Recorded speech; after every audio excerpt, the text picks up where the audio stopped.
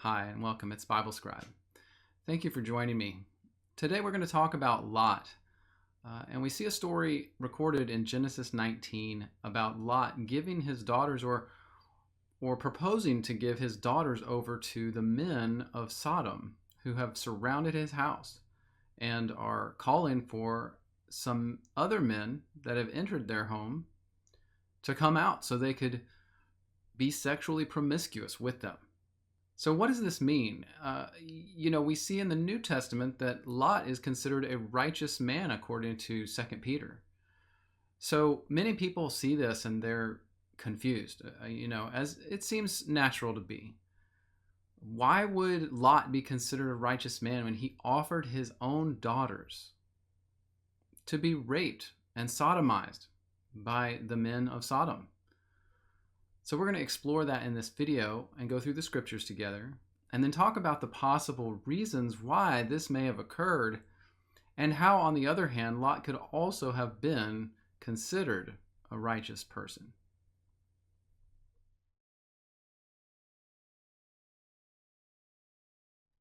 All right, so first thing we will do is go straight to the passage itself. It's Genesis chapter 19 that we're concerned with, where the story is of the Sodom, Lot, and these angels, and the men of Sodom. So let's read here in chapter 19. We'll just start here in verse 1. It says, "There came two angels to Sodom at evening, and Lot sat in the gate of Sodom, and seeing them, he rose up to meet them." So this is the entrance to the city. Lot was apparently resting or hanging out by the gate of the city, and these two angels appear. They come and start walking towards the gate.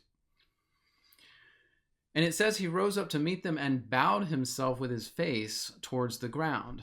Now just note that mentally. We'll probably come back to that later, but he didn't simply, ask who they were, but he literally prostrated himself on the ground before these two angels. And he said in verse 2, "Behold now, my lords, turn in, I pray you, to your servant's house, and tarry all night, wash your feet, rise up early, and then go on your ways." And they said, "Nay, but we will abide in the street all night." In verse 3, Lot presses on them greatly and says, essentially convinces them to come with him to his house. Probably because, as we would imagine, it's not safe to stay in the streets of that city of Sodom at night. So they turned in with him, and they entered into his house, and he made them a feast and baked unleavened bread, and they ate it. In verse 4, before they laid down, though, the men of the city, the men of Sodom, compassed the house around, both the old and young, all the people from every quarter. So realize that this isn't just a small gang of individuals. This is all the men of the city. That's another interesting thing to note. We'll come back to that. In verse 5, it says, "They called unto Lot." The men of Sodom called into the house unto Lot and said to him, "Where are the men which came into you this night? Bring them out to us that we may know them." And Lot went out at the door unto them and shut the door after him. So Lot goes outside, but then quickly just shuts the door behind him and stands in front of it. And he says, "I pray you, brethren, do not do so wickedly. Behold, now I have two daughters which have not known man. Let me, I pray you, bring them out unto you, and do you to them as is good in your eyes. Only unto these men do nothing, for they came under my roof, under the shadow of my roof." So there's the passage that's so controversial. Lot seems to offer his daughters up to be raped and pillaged by the men of the city of Sodom. And not just a few men, the entire city is what's being talked about. All of the men, young and old. In verse 9, they say again, "Stand back." And they said again, "This one fellow came in to sojourn, he will needs be a judge." This is the men of Sodom saying this. They say, "Stand back." And then they say, "This fellow," meaning Lot, "came in to the town to sojourn, and he will needs be a judge." This is another phrase and point we're going to come back to. Then they say, now we will deal worse with you than with them, meaning the men that they wanted to know. And they pressed sore upon the man, even Lot, and came near to breaking the door down to get inside. But the 2 men inside, put forth their hand and pulled Lot into the house to them. So apparently pulled the door open, pulled Lot in, and then shut the door. And they then smote the men that were at the door of the house with blindness, both small and great. And in that phrase, small and great, it makes it sound like they smote everyone with blindness that was there, not just like men surrounding the door. But when it says something like that, it says both the small and the great. It generally is a phrase trying to refer to the entire group that had assembled. And it says they wearied themselves then to find the door. They couldn't see. And the men said unto Lot, hast thou here any besides, son-in-law, and thy sons, and thy daughters, and whatsoever thou hast in the city, bring them out of this place. So the angels warn Lot they need to then leave this city. And they say in verse 13, for we will destroy this place, because the cry of them is waxing great before the face of the Lord, and the Lord hath sent us to destroy it. And that really concludes the story as far as it concerns this conflicting account of, we hear here that Lot offered these men, all the men of Sodom, to essentially gang rape his daughters. And then we see in the New Testament, in 2 Peter, which we'll go to shortly, that Lot was considered a righteous man. So let's check that verse before we continue.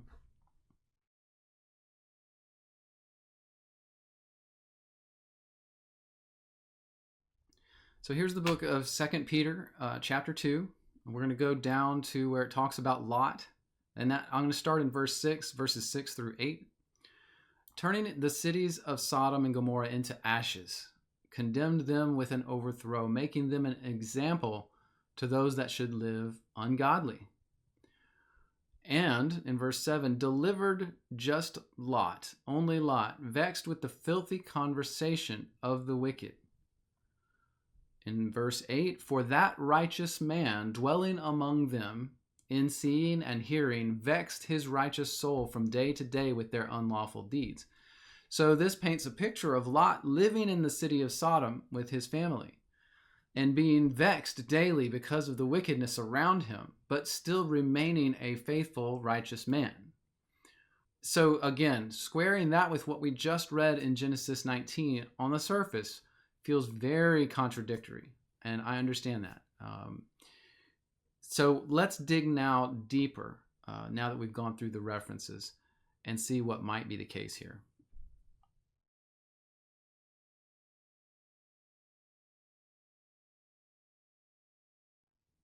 Now note that one of the things that we find if we know our scriptures is that when we look at another place in the Bible, we see a very similar story to what we've read now about Lot and his daughters and this situation. And we find that in Judges chapter 19. So here we are in Judges chapter 19. And we're going to have to go down. It's about halfway down through this chapter. And the story kind of starts in verse 16. So I'm going to read through this very quickly and may skim just a little bit, just so you get the idea of what we see here and how similar it is to what we've now read in Genesis chapter 19. It says, behold, there came an old man from his work out in the field at evening, which was also of Mount Ephraim. He sojourned in Gibeah, but the men of the place were Benjamites of the tribe of Benjamin.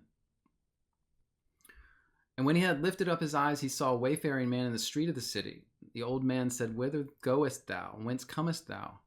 He said, we are passing from Bethlehem, Judah, toward the side of Mount Ephraim. From thence I am, and I went to Bethlehem. Now I'm going to the house of the Lord. There's no man that receives me. Yet there is both straw and provender for our asses, and there is bread and wine also for me and thy handmaid. The old man said, peace be with thee. Howsoever, let all thy wants lie upon me. Lodge not in the street. So brought he him into his house, and gave provender to the donkeys, and washed their feet, and they did eat and drink. Now as they were making their hearts merry, Behold, the men of the city, certain sons of Belial, beset the house round about, and beat at the door, and spake to the master of the house, the old man, saying, Bring forth the man that came into thine house, that we may know him. And the man, master of the house, went to them and said, Nay, I pray you, do not so wickedly. Seeing this man came to my house, do not do this folly. Behold, here is my daughter, a maiden, and his concubine. Them I will bring out now, and humble ye them, do so with them what seems good to you. But not to this man do so vile a thing. But the men would not hearken to him. So the man took his concubine and brought her forth unto them. And they knew her and abused her all the night until the morning. And when the day began to spring, they let her go. Then came the woman in the dawning of the day and fell down at the door of the man's house where the Lord was until it was light. So you see in this story, and there's more to this story as it continues, and this is not anyone that's considered a righteous person in any regard, these people that are involved in this. So that's not part of this story. But what is a part of this story is we see this same occurrence where men surround a house where someone has been taken in, and the men come and say, we want that person, we want to have our way with him in a sodomistic fashion. And he says, no, here's my daughter, a maiden, and my concubine. I will bring them out now and humble them instead. Don't do anything to this man who is under my care, under my roof. And so he, in this case, does it. He sends out the concubine, and not his daughter, but he does send the concubine out. The concubine is then taken by the group of men and abused all night until the morning. And so it's a very tragic occurrence, but apparently this is not something that is so out of the ordinary in these times and in these places that we should assume that it's such a strange thing to have happen and a strange thing to be done. And so with that knowledge of this passage as well, we have a little more information. Let's start breaking down the different possibilities here for what we could be reading about, and why this might have taken place, why Lot may have made this decision or said this thing.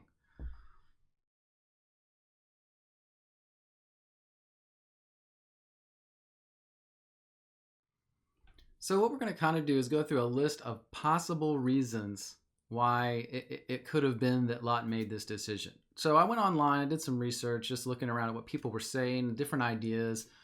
I pulled probably the best of those. And the last two that we're going to end up with, I think, are, to me, the most probable solutions to this issue, to this apparent contradiction in Scripture with Lot.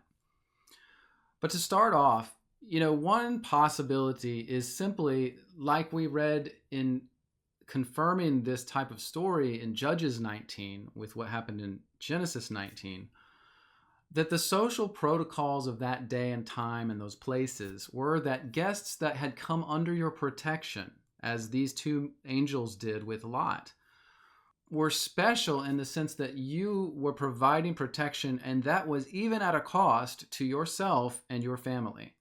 And that this was the way that society worked in that day, because it wasn't like it is now. It was a much more dangerous time in general. So when you took care of someone, I believe that the social aspect of that was that you were 100% taking responsibility for their well-being while they were under your roof or under your care.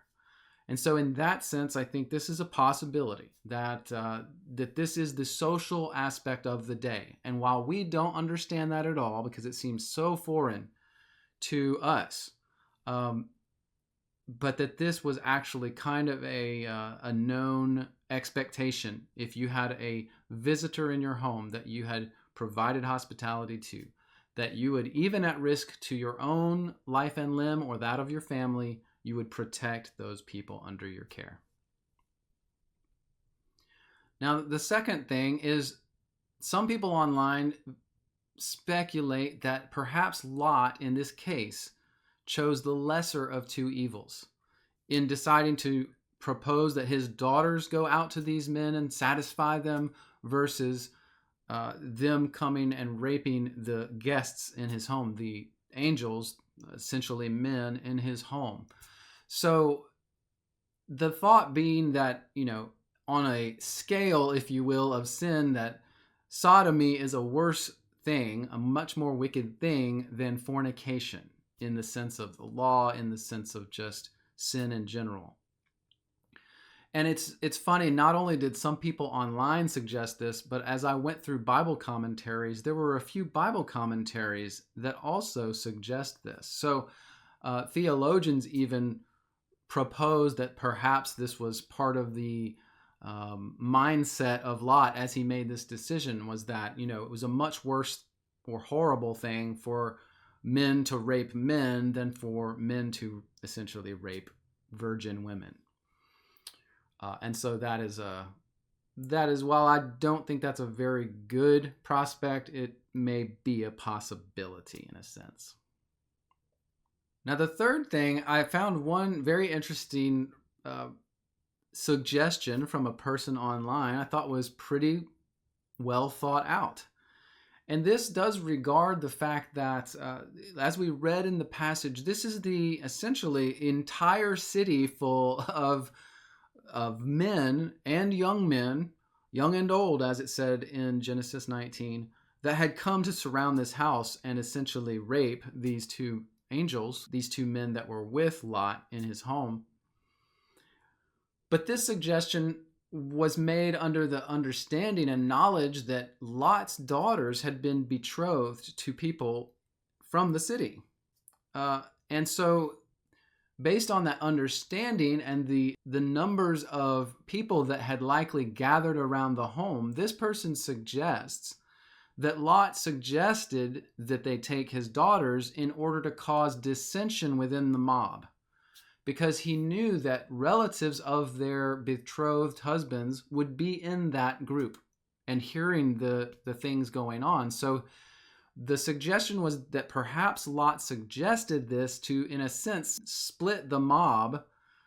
Those, some knowing his daughters and not wanting this to occur versus those who simply wanted to have their way with these two men, these two angels in Lot's home.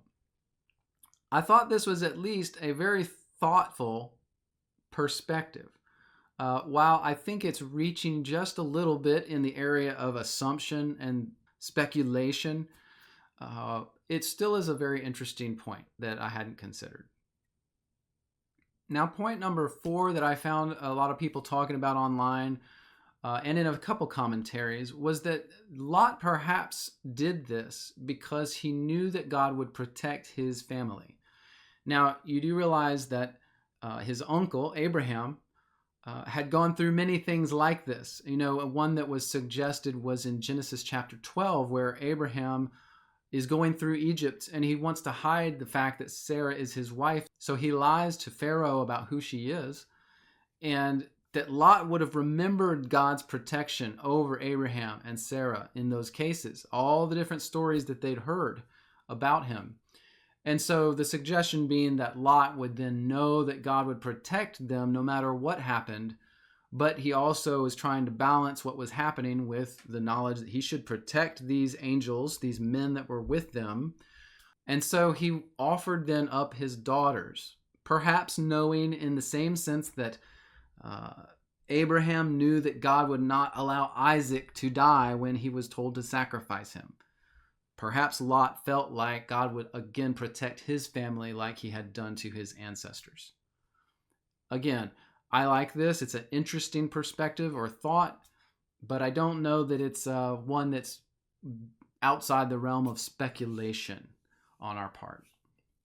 Now we come down to the last 2 possibilities here that I think help shed light on this whole topic and maybe make a little more sense for us. So the 5th item here is the fact that these were angels.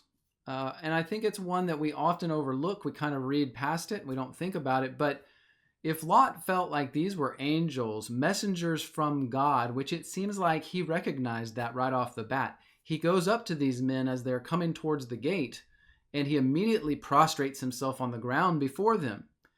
I mean, you have to ask yourself, would he do that to just any 2 men walking up to the gate of Sodom? I don't think so. And so it makes sense that as Lot recognizes that these are messengers from God, sent from God to him for a purpose, or to his city for a purpose, He is intent on protecting them from the wickedness he knows is all around.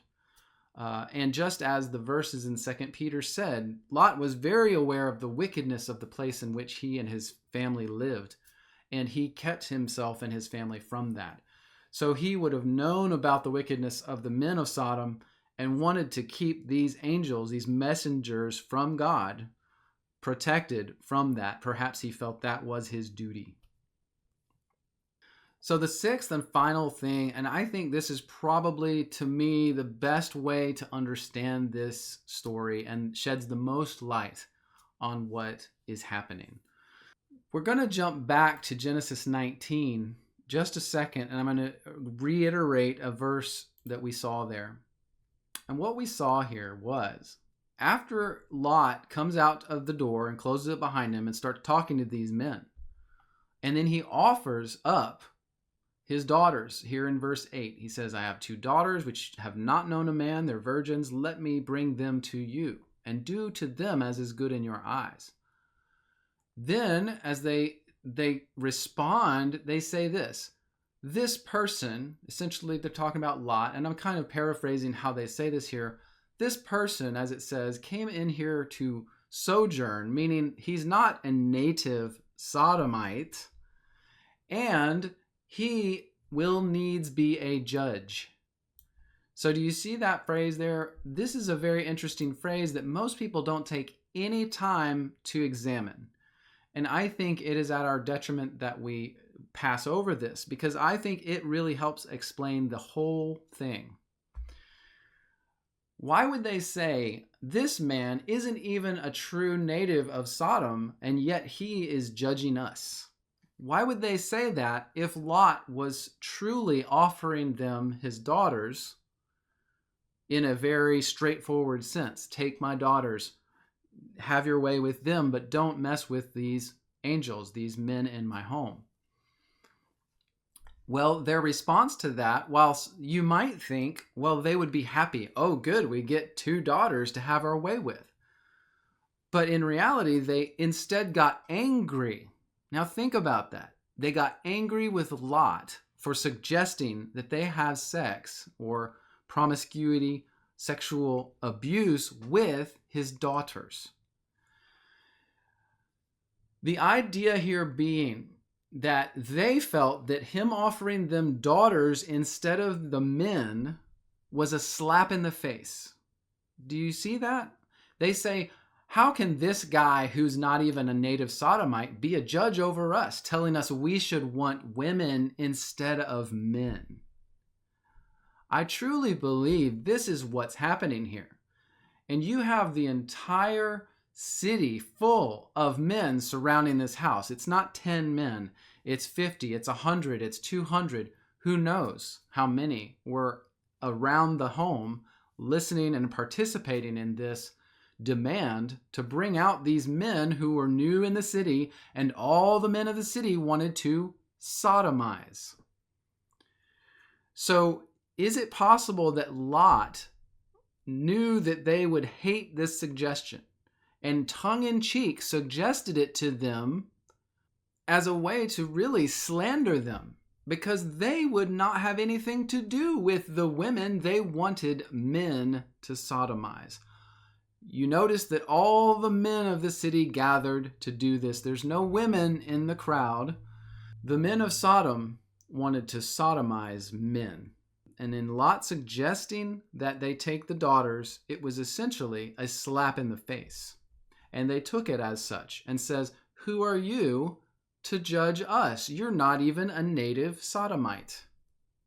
And so then they pressed on Lot and tried to break the door down, to break inside.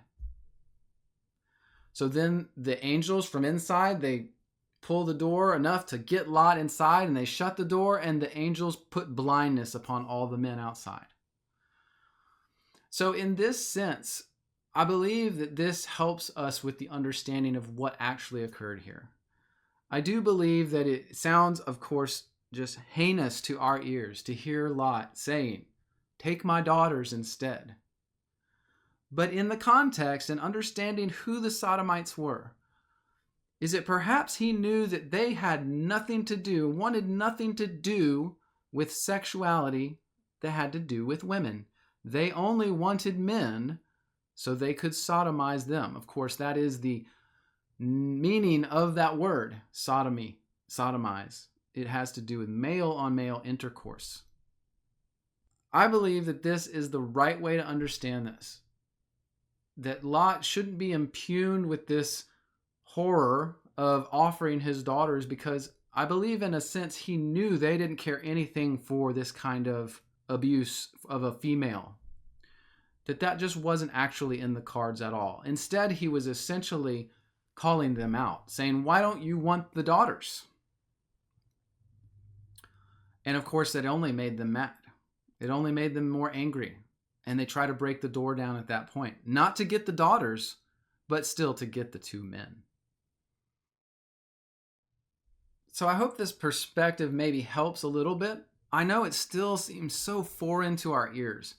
You know, if someone in our time, if we saw ourselves in this situation, you know, we can't even imagine saying something like that, right?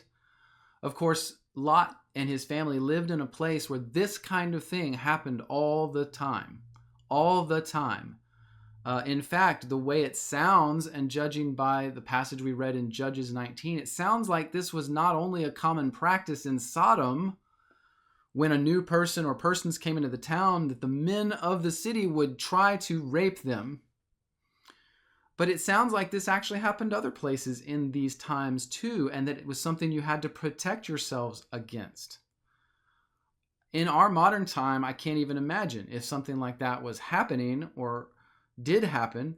Number one, how I would handle it, how anyone could handle it in a good way. We just don't have the context in our modern times to understand this kind of situation.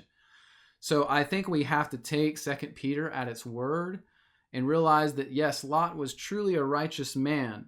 Regardless of this incident and how heinous it sounds to our ears, I do believe that there was some understanding there that we don't have, that would help us and does help us. You know, if we see how this played out, we get hints about how it really may have been. And the fact that these men of Sodom had no interest whatsoever in daughters, in any females.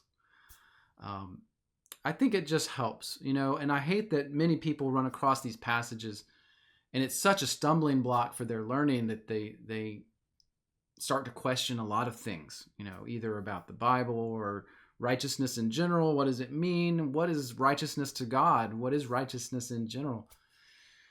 I don't think we should let this specific event color our beliefs so much and drive so much. It's quite hard to understand. And I think once we've dug in like we have now, it makes a little more sense if we have a correct picture. And the hard part is that no matter how we paint that picture, none of us in the modern age have any experience with this kind of a situation at all. So again, don't let it color your understanding too much. And I think that the best thing for us to do as students of the Word and the Scriptures is to accept that Lot did try in his best effort to be a righteous man. And he did follow the advice that God gave. He got his family out of the city as he was instructed by these angels. That we can rest assured that this apparent contradiction probably isn't as vile and confusing maybe as it first seems. So thank you for your time joining me, and I hope this helps you in your studies. Let me know in the comments if you have other thoughts, other ideas about this passage. Thank you, and God bless.